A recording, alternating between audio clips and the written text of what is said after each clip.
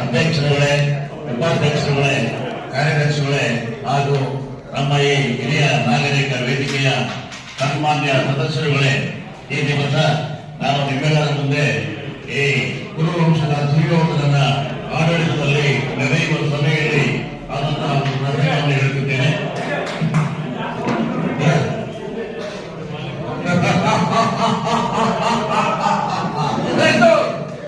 ದುರ್ಯೋಧನರ ಆಸ್ಥಾನ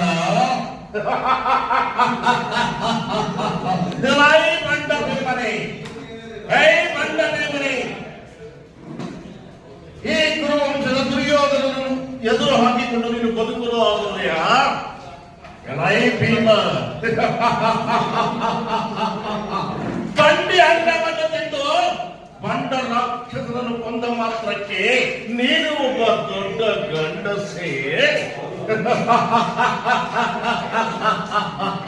ನೀನು ಹೋರಾಟರಾಯನ ಆಸ್ಥಾನದಲ್ಲಿ ಅರಮನೆಯಲ್ಲಿ ಅಡುಗೆಯ ಪಟ್ಟಣ ವೇಷ ಹಾಕಿಕೊಂಡು ಅಡುಗೆ ಮಾಡುವ ಅಡುಗೆ ಪಟ್ಟಣಾಗಿದ್ದ ನೀನು ಗಂಡಸೇ?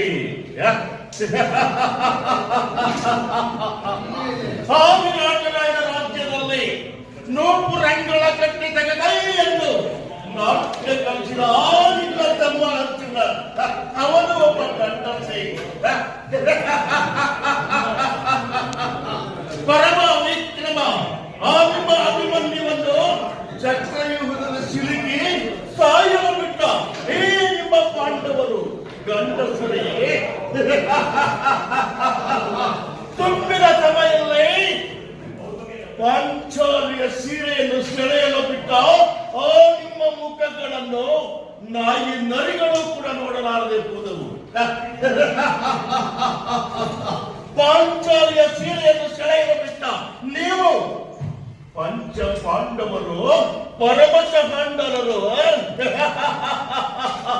ಇದು ದುರ್ಯೋಧನನ ಆಸ್ಥಾನ, ದುರ್ಯೋಧನನ ಆಸ್ಥಾನ, ದುರ್ಯೋಧನನ ಆಸ್ಥಾನ.